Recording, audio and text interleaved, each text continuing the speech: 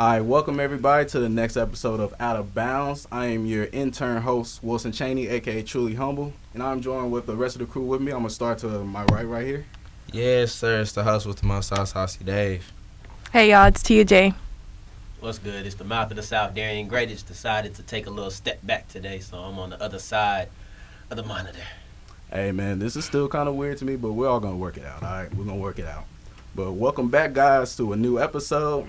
And first off, we're going to touch on stuff that's happening in the TSU sports right now. And this past week, the women's basketball team has played 2 games so far, one against the number 1 team in the nation, the Oregon Ducks. And they just came out beating Team USA 2 prior before playing us. And it was kind of what you expected that game. I mean, our ladies fought hard, but unfortunately we came up short 99-63. I'm going to start with y'all, though. What are some of the good things that y'all caught from that game that stood out to y'all?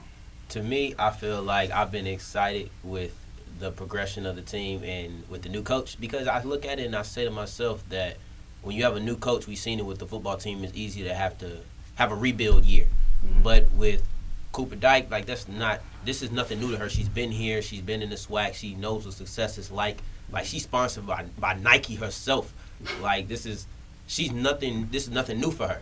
So she's gotten some recruits in there, and I think that they're playing extremely well.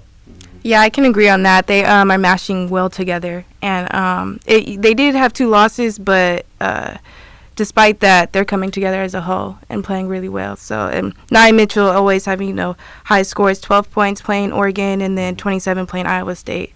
So they have a really good squad. I feel that. I mean, I'm agreeing with them as well. The beginning of the season always kind of rough because, they play those top-level teams. But, I feel like, they fight hard, and I feel like when it comes down to the swag, they're going to really do their thing. Exactly. Sure. And one thing that we need to remind people, too, these are what we call tune-up games to get ready for conference plays. I know everybody's going to look at the record and be face value, be like, oh, we're losing still. No. This is just a warm-up for the real thing.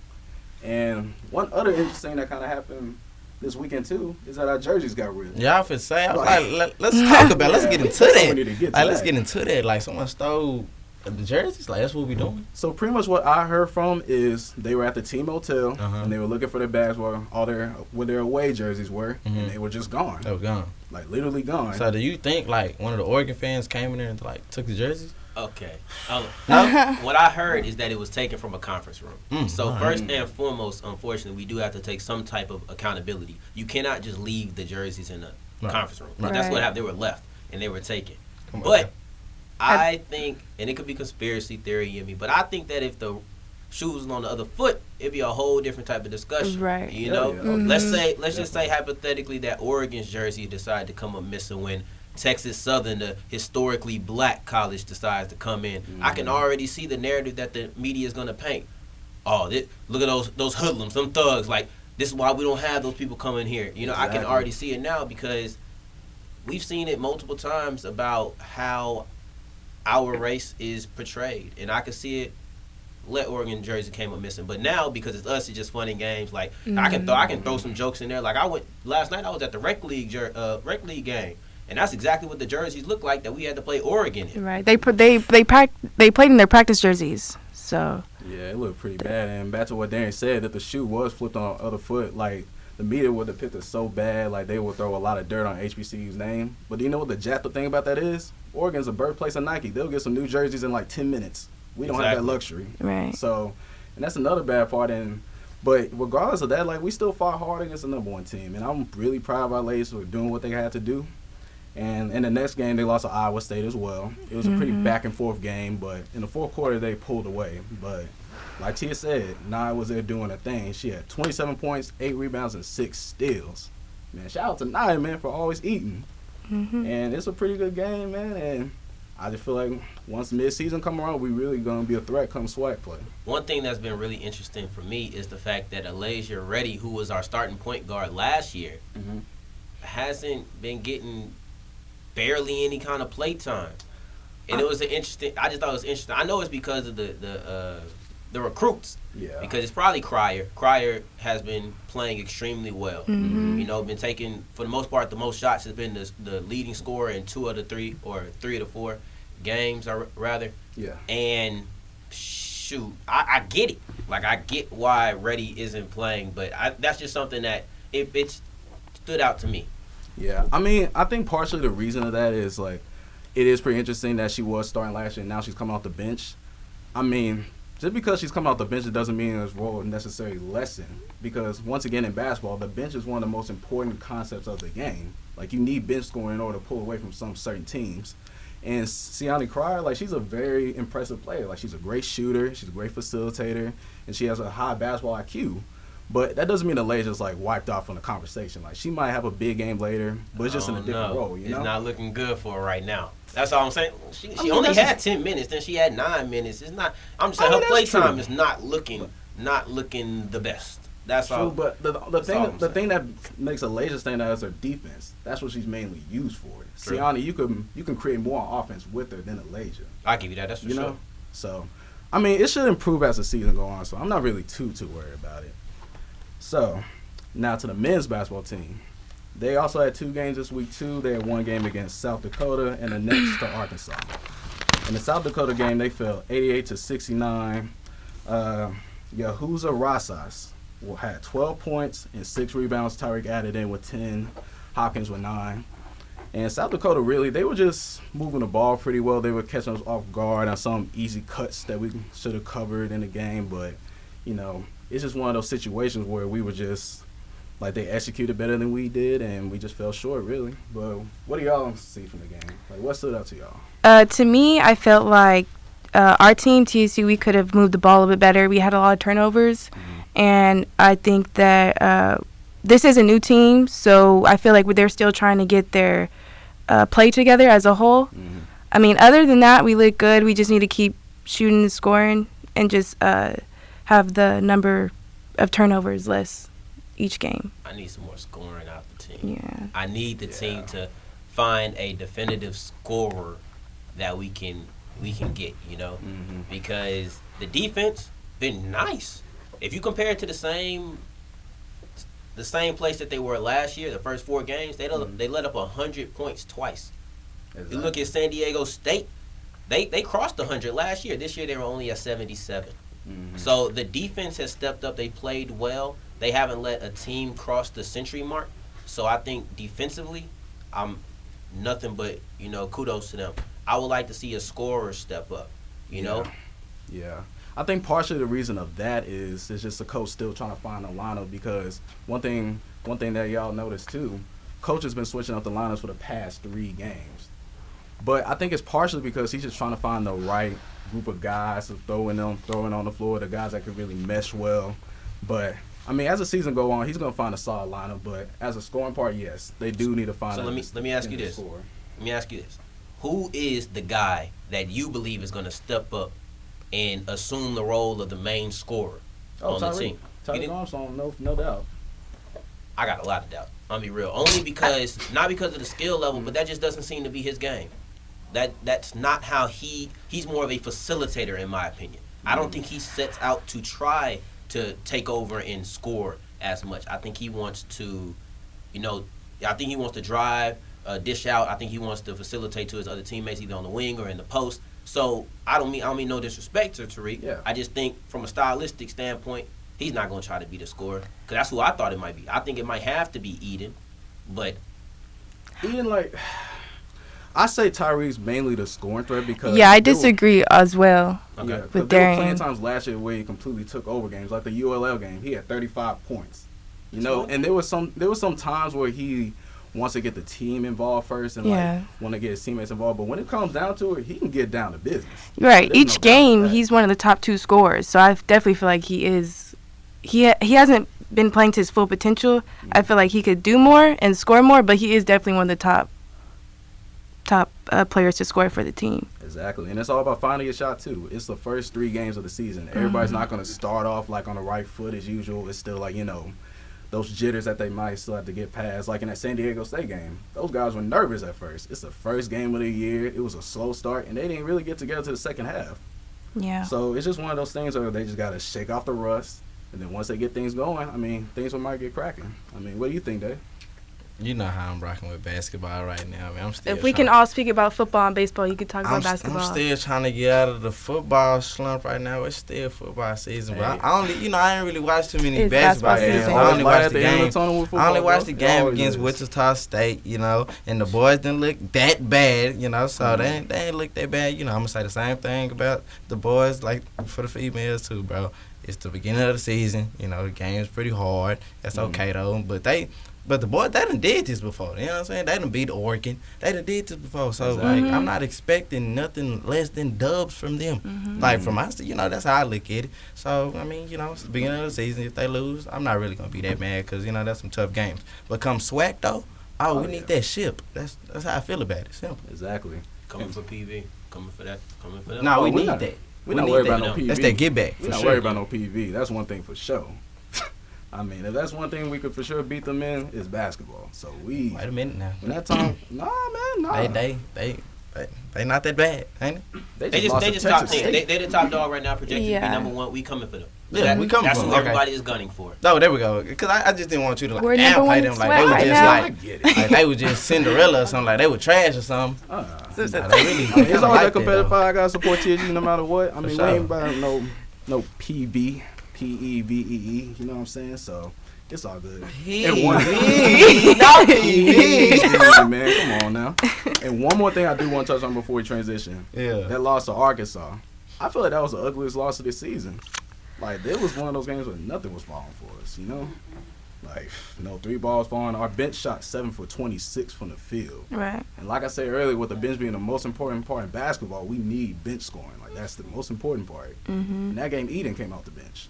And he was the leading scorer off the bench with only 9. That's good. I think he's still recovering from an injury, if I'm not mistaken. Yeah. So it's like, maybe it's what you said about early season jitters. It's just I just see it as they just not starting the year off. So we'll see. It's like everybody said, it's pre-game, it's pre-conference. So right, they're non-conference, and TSU men's always has one of the hardest non-conference. And last year we had a lot of upsets. A&M, Baylor. So I mean, we have the talent. They just need to work it out and put it all out there on the court. Yeah, but I have confidence in this team though. Like definitely, like Dave said, come SWAC play, we gonna really get things together. Dubs, I need it for real, and it's gonna come too. And one last thing too for TSU sports, our cross country team. Yes, sir. Our cross country team, man. We had an historical one, but unfortunately, it came at the end at the NCAA South Central Regional. Man, what do y'all think about the boys in their run, man? Bro, like, it's a historic run. Like, I can't even, no one could be really mad at them at all. It's like they really did their thing. Like, like how all the rappers say, they came out the mud. You feel what I'm saying? Like, they got it out the mud and they did their thing this year. I'm proud of them. Especially for having 7 freshmen. They really did their thing and just stayed focused. Yeah. Yeah, and I know Darrion caught an interview with one of them earlier. Like, why don't you tell us about that? So I sat down with Jose Gonzalez, and he was telling me about how the youth of the team is such a strength, And I think it's because they have so much time together. And it was interesting that he came over with 2 of his teammates from North Shore. So I just think that the bond that they already had, mixed in with the fact that they're young, they have a lot of freshmen and sophomore, and it's just the fact that this team that we've already seen have success, it's going to continue. It's like when you see a team win a championship and they got in high school and they got like juniors, you're like, okay, well, they're about to come back for their senior year. We expect them to do it again, to compete. And if you can achieve that success with just sophomores and freshmen, then there's no reason to not be excited about the future of cross country. Yeah, the future is very bright for them boys, and they're really one of them. They're one of the light parts of the season. Amongst all this losing that's been going on, especially with football, they're one of the brightest parts of the season. So it's especially with football. It's very great to see one of our own do great in the season. So, with that being said, when we come back from our little commercial break, we're gonna touch on the non-TSU sports. We'll be right back with y'all.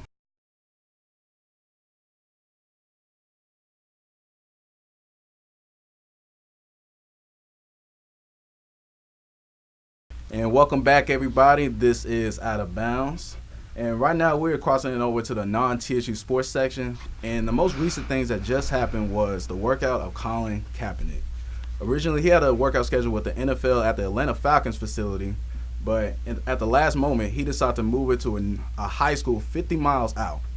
And there's been a lot of opinions on it. There's been a lot of people giving their pieces about why they're against him or why he was doing the right thing. But I want to hand it off to y'all. What is y'all initial reaction to this? I'm gonna let Dave take it because I want to be more responsive.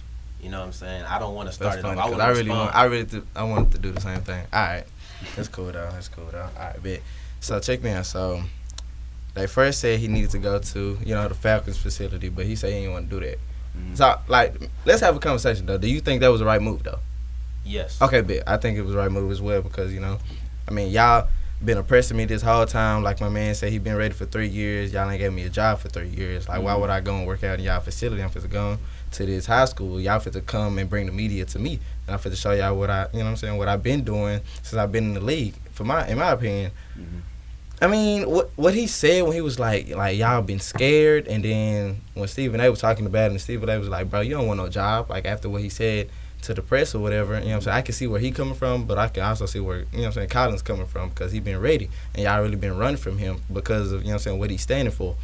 But at the same time, it's still like a thin line because it's like, you are like trying to ask for opportunity to get back in the league, Mm-hmm. you know what I'm saying? And you kind of saying some like kind of controversial stuff, I guess, and so that's gonna make them not want to, but still at the same time, like I feel like they should give him a chance. So yeah, go ahead. To be honest, Go ahead, brother. You sure? You got it. Okay. You got it. I already know where I'm going. I mean, it's just one of those tough situations to where, like Colin said, he's been ready for 3 years and he's been denied for 3 years, and everybody's talking about even Stephen A. He said, why do you want to go back to the same institution that oppressed you so much? And my answer to that is it's the same reason we tune into the NFL games every single Sunday. We love the game of football. Colin loves the game of football, but he wants to play at the highest level. And that's what a little twist in comes to it, because it's like the place that you want to play in so bad hates you. And it put him in such an awkward situation, like the liability waiver, for example. Why is a liability waiver altered for that one person, but every time the NFL holds private workouts for either a draft pick or a player that they're interested in, they don't add the clause in, if this workout doesn't work well for you, you can't sue the NFL. Like, why is it only altered for Colin? And the reason he didn't sign it, like, I don't blame him, because that's pretty much an awkward situation that I wouldn't even want to be in myself. Like, I wouldn't even want to sign my rights away to something that's not even stable to begin with. I'm gonna take it from there, and I'm gonna start off with the liability waiver because it's a sham. If we're gonna be honest, I believe that this whole thing was a sham, and I'm gonna lay out the multitude of reasons why. Yeah. Okay, so first and foremost, that liability waiver. You're changing things for one person. This isn't the first time that they did it. This workout was held on a Saturday when it's typically held on Tuesday, and they made him pick right away. So it was kind of like an ultimatum. It was like either now or never. So they released a press release, and it's continuing to why I think it's a sham. And they released a press release, and in there they said that Colin switched locations more than an hour. We know that happened. He switched from the Flowery Branch Falcon facility to Drew High School in Riverdale, Georgia.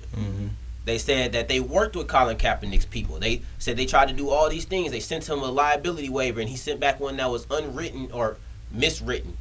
And there was one specific thing that they said in there that I thought was so interesting, and it's the fact that they said when Nike, with Colin's approval, asked to film the video of the workout, and they were going to use it for ads and things of that nature. They said they were going to give him the raw footage of all that. They said when Nike asked to film it, then Nike afterwards came out and said we never had anybody there. We never wanted to film. We weren't trying to do any kind of advertisement. So when I look at it, I see this whole release with all these things on it, and all that can go out the window. It don't matter anymore, because I look at it and I say everything you just said on that was a bunch of crap. Because Nike fits the NFL, right? They're the people who make all the jerseys. So why would they sit here and come out and lie about this? They don't have any reason to protect Colin. They don't have any reason to protect the NFL. So the one person that's unbiased is Nike in this. And they came out and said, we didn't do that, but you just said we did.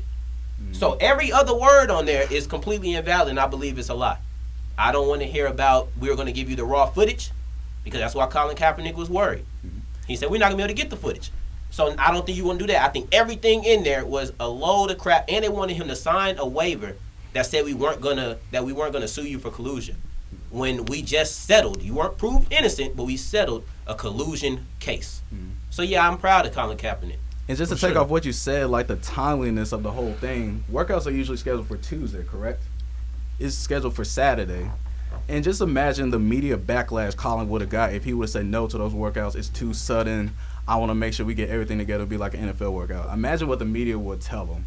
Oh, we was talking all this stuff, but is he truly ready? Like, it would have been a lose-lose for Kaepernick anyway. And that's the unfortunate situation about it. And it's just...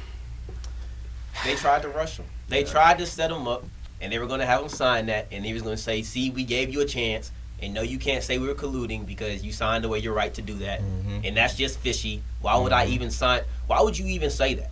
Like, why would you say that? Hey, I'm going to give you a chance, but you have to promise that you won't sue me again for the same thing you just accused me of that I haven't been proved innocent for. Right.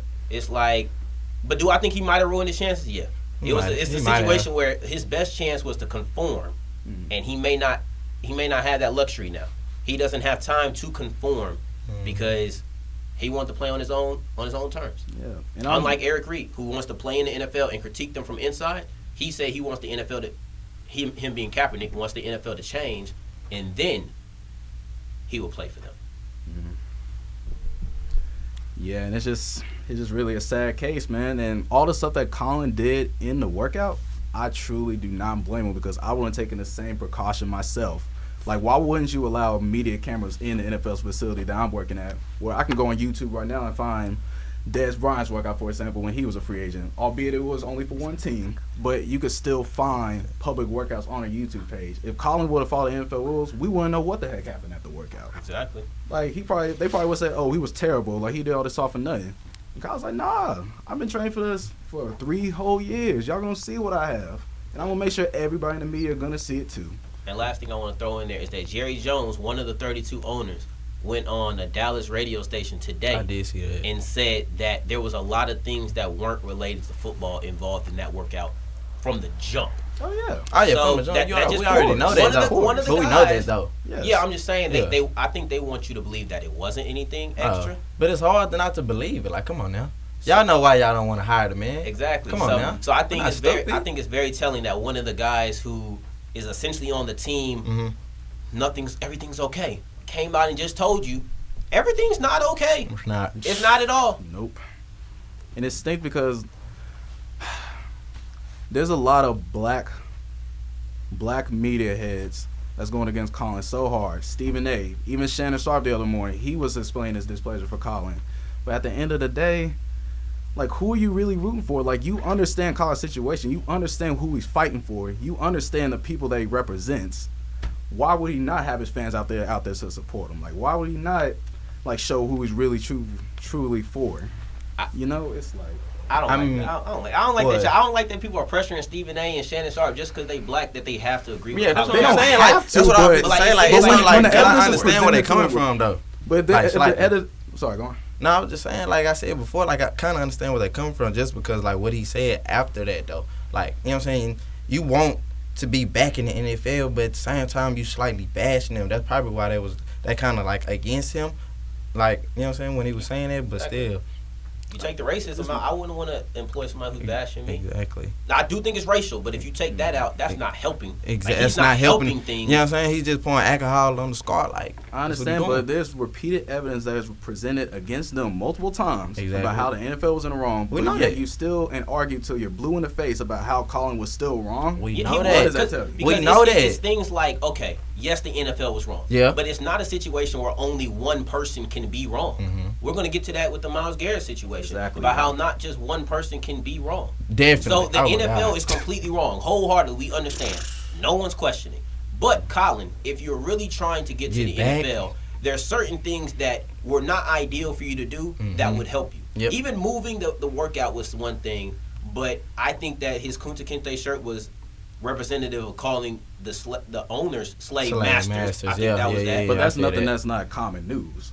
Would you do that? Would you do that? Would you? If you were trying to get a job, if you were trying to get back into that organization, I can't. For real. Lawyers. I can't fully say that because I'm not in Colin's position. No, I'm not talking about that. Say you want to go work at Walmart.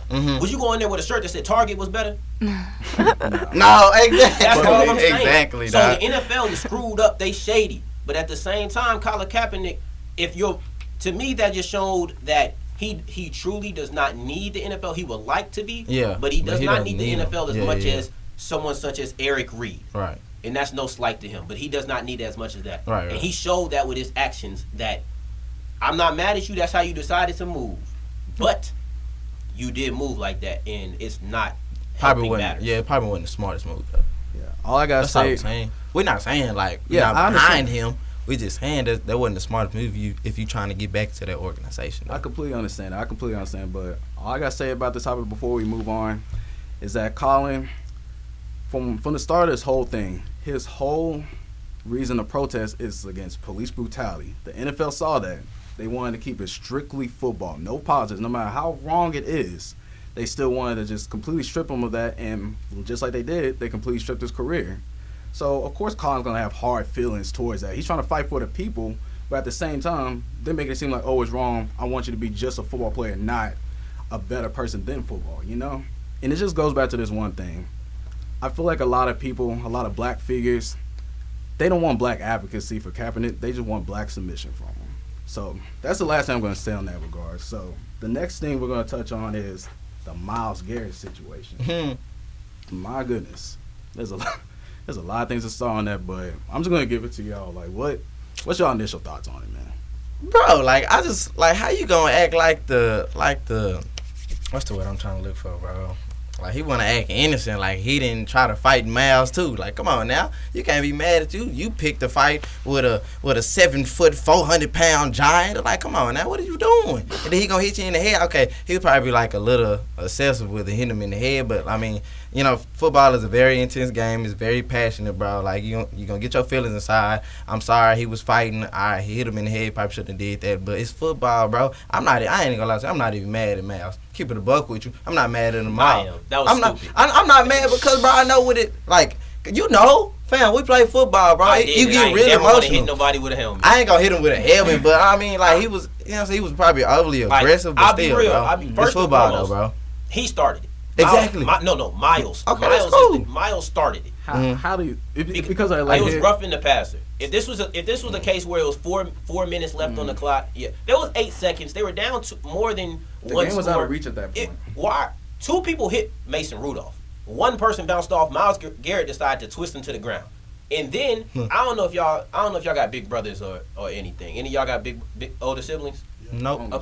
Okay, y'all have older cousins. Anybody y'all ever play fought with one of your older siblings, and they be on top of you, and you like, bro, get off of me, and you trying to do everything in your power to get them off of you because they is way bigger than you. Exactly. That was Mason Rudolph. But why would you twist the man's helmet off while he's on top of you? If you want him off that bad, why would you antagonize him even more? Put Mason Rudolph. It's not antagonizing. It's like, what I'm supposed to just lay there? No. Mason Rudolph said, I want to get this man who is 50 pounds more than me off. He wasn't just gonna push him. So you're gonna twist the dude's helmet off when he's on top of you, knowing that's illegal? Hey, look, whatever Myles did, he ain't no church boy. He ain't no choir kid. No. Exactly. So he has faults. He's a level-headed dude at times, though. Myles Garrett started the situation. Mason Rudolph started the escalation, and Myles Garrett ended it all. Simple. Mason Rudolph was just trying to get him off him. Like, it was wrong. He shouldn't have put his hand. He shouldn't have twisted his helmet and whatnot. But if you look at it, Myles Garrett yanked his helmet about 3 times before it finally came off. So his after Mason stumped him in the nuts. It was really on. He had it on tight. After Mason stumped him in the nuts twice, right? Mind you. That's why I say he's just trying to get him off. He's at that point, he's doing anything in his possibilities to get him off. That's all he wanted. So you're saying if Mason didn't do all that antagonizing stuff to him, would have Myles probably just got off like right then and there, just left him? Maybe we won't know. But at the end of the day, check me out though. What if you don't know? Like throughout the whole game, they wasn't talking though, and he like really escalated. Exactly. It might have. That might. That's why I'm saying football, bro. That's why I'm not even blaming. Look, if I was Mason, I might not have kicked him in the nuts, but I'd have been like, "Yo, get off of me! It's 8 seconds left." That's where it was right there. Why are you don't kick me in the nuts? I bet if it hits you in the head with your own helmet. What is wrong with you? He was wrong in running up to him. Nah, that's like running up to a bulldog. You tripping? So he was wrong. He was wrong there. He was wrong in that sense. But I'm just saying, the start of everything was late. If the late hit never happens, what happens from there? Mason Rudolph ain't just gonna run up to Myles Garrett. There's so many late hits. Like, I know the refs have been digging on about like roughing the pass or roughing the quarterback. It's just times where that's just really a football play at the end of the day. No, that's not a football. That's not a but football it's play, more dog. prone It's but it's more unnecessary prone to roughness. happen though. Yeah. Like it's something that we haven't seen before. That's what I I'm understand trying to that get it is. at. What? I understand that it is. What's something that we Miles haven't Garrett's seen? late hit. Like there's plenty of times like I wouldn't have seen plenty late of times hits tackles every, we every missed. game. Okay, well, at the end of the day, if you're trying to say, because I feel like you're trying to make me seem like I'm justifying him ripping the helmet. Nah, you good. In a Oh, sense, well, in a he's sense, I kind of am. But you're justifying the late hit. There's no reason for it. It's the reason. Yeah. It's a flag. It wasn't necessary. It's 8 seconds. The game was out of reach. He really didn't even have to do anything. Like he could have just let him go. Yeah. You know, Mason Rudolph shouldn't have yanked his helmet. I am admitting that. Mason. Shouldn't Miles have Garrett ran should to have him never either hit him. because he knew what was Man, coming look, as soon as he all ran. I hear, bro, is fighting. Bro, they're just fighting, fam. It's football, bro. Nah, it wasn't just fighting. Bro, okay. Now, Pouncey?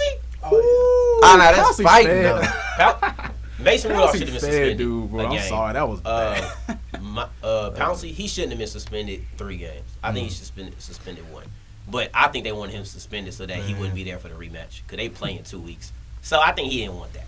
But Pouncey, he did what you got to do. Dave, I'm telling you right now, you my brother. If somebody come and just mollywop you over the head with that mic you talking into, I got you, bro. Oh, God, I got you too, fam. I got you. No cap.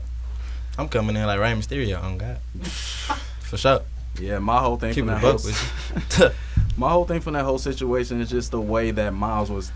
I understand you can't hit a dude over the head with the helmet. That's dangerous. I know a helmet weighs more than a brick by a pound, but it's just the reaction to it. Like when I was on Twitter that night, Adam Schefter tweeted out assault. And mind you, when he said assault, the next day ESPN interviewed him, and he said one of the Pittsburgh officials told him that Mason Rudolph was trying to grab his head from his own because it was caught, mind you. Mm-hmm. So how is it a person that his hand is caught in the helmet? Why would you use the other hand to twist the dude's head off if you're trying to get your hand out? I think you're trying to make one evil justify the other evil. I know, but I'm getting back to that. I'm just talking about the media depiction of Mason compared to Miles. No, 100% wrong. Everybody calls Miles like a big beast. Oh, he's so monstrous. He's strong. Mason Rudolph is 6'5", 235. But he's not Miles. Mason Rudolph is a fly. He's not Miles, though, bro. Keep it above. It's a Chihuahua to a pit bull. Come on now. I know, but Miles is 6'4", 270. It's 40-pound difference. But it's like they're making Mason seem like such a weak victim, so defenseless. So, he's about to get injured. He's about to da-da-da-da-da. And, Miles, he assaulted a man. Oh, he's this. He should be banned for life. Bro, like the depiction of it. Like Mason didn't do a thing. And he didn't even get fined. He did get fined. He didn't get suspended. How much? He got fined. I think it was like $36,000. That's a penny. For first time fight. That's how much a fight is. He didn't do that much. That's it. Like he didn't do that much. Isn't this Miles' first suspension too? Yeah, he got suspended, but like he hit a man with But a isn't helmet. this his first incident too though? Yes. So what's your point? He hit a man with a helmet. Mason Rudolph just kind of twisted it. Ain't nothing really happened. And Miles Garrett didn't look. Okay, Miles Garrett ran up on him like there's a bunch of other stuff. Miles Garrett didn't look in the slightest affected by anything Mason Rudolph did. At all. Nothing. What did he at all? What? So if He a didn't dude look punch you, affected by so if a the dude helmet? punch you in the nuts twice, no, actually I take that back. Kick you in the nuts twice. What are you gonna do? I'm not gonna hit him with a helmet. You have to have. But a- you Nah, gotta- look. I feel like you saying that now because you're not even in that position, though. You saying that? Like, all right, dude. I understand, but you have to have a All right, certain. I'm dude. probably not gonna hit him with that. First off, I probably wouldn't drop the I helmet. probably wouldn't hit him with the helmet, but That's like what we I'm definitely saying. finna fight though, That's okay. for I'm not- sure. And if it Bound was to just be a fight, this fisticuffs. isn't We even. a finna fight for sure. I'm not saying he should have hit him with the helmet, but He like shouldn't hit him I'm with the just helmet. justifying you know what I'm trying to say. Anyways, Yes. the fact that it was a fight, bro. Like I'm you not know, taking different that stuff day. happen in I'm a not fight, taking that day. and a fight is not fair. Honestly, you If- can pick up anything in a If fight, I- and knock somebody out. I'll be real with you. Mm-hmm. All that happened. Yes, I am going to hurt Mason Rudolph in that situation. Exactly. Mm. Okay? That's what he trying to do. Okay, Exactly. but I don't think I'm hitting him with the helmet. I feel like in that position you have to know that you Can't do that. That's all I'm saying. It's If hard it- to do if that it's just not in the fight, in do you that time. Do you even think this is that big of a story? 1 game, maybe 2 game suspensions. No. That's all I'm saying. No. The helmet swing is what took it over the Yeah, top. facts. It did. But All right. well, with that being said, after this we're about to dive into rapid fire questions. If anybody else don't have anything to say about the situation, Good. all right, then. All right, once we get back, we'll dive in rapid fire.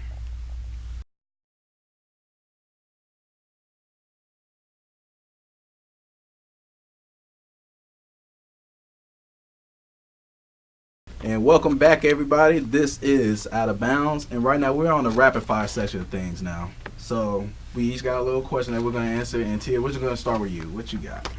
All right. Let me put the time on the clock. I was ready. Oh, yeah. We got to get the time. Now.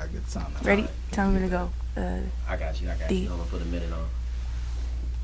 All right, minute on the clock. Ready?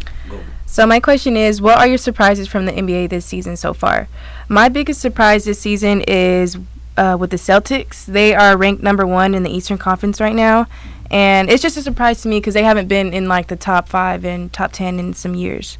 So it's just a surprise. And also with their players, Kemba Walker and Jason Tatum, and also some other bigs that they have, they've been showing out really, and their record is 11-2. So that's my biggest surprise. Yeah, they have been looking good lately. So, Dave, what you got, man? We got it's Father Time knocking on Tom Brady's doorstep. Get me? All right, bet. I mean, in my opinion, I would hope so. Like, I'm about tired of him. I'm ready for him to go and hang it up. But I don't know if y'all saw him and LeBron. They had a little conversation.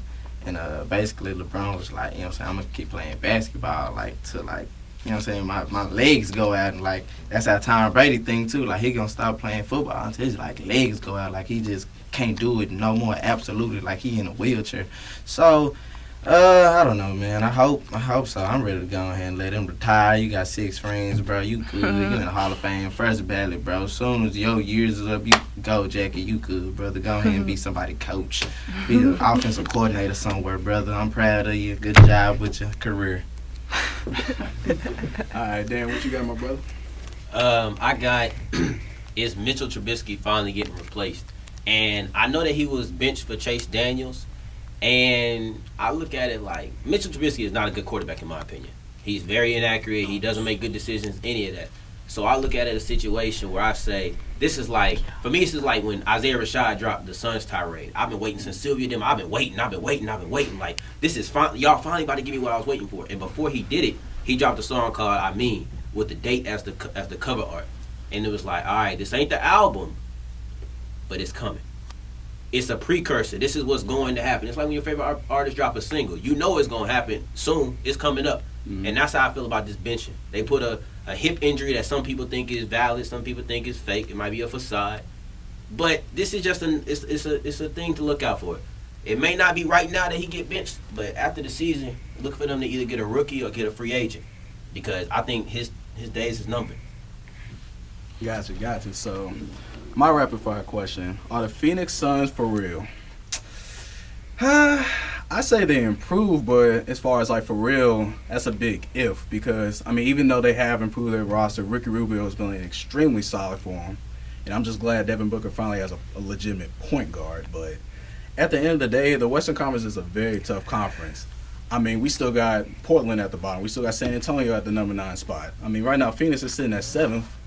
It's only 12 games in, and that spot can easily change.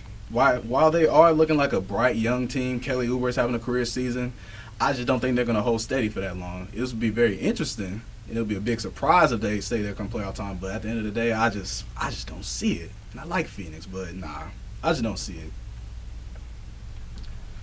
Okay, so we're finally done with rapid fire questions. And it was a pretty good show today. I enjoy everybody joining us today. I enjoy you hanging around, enjoying the show.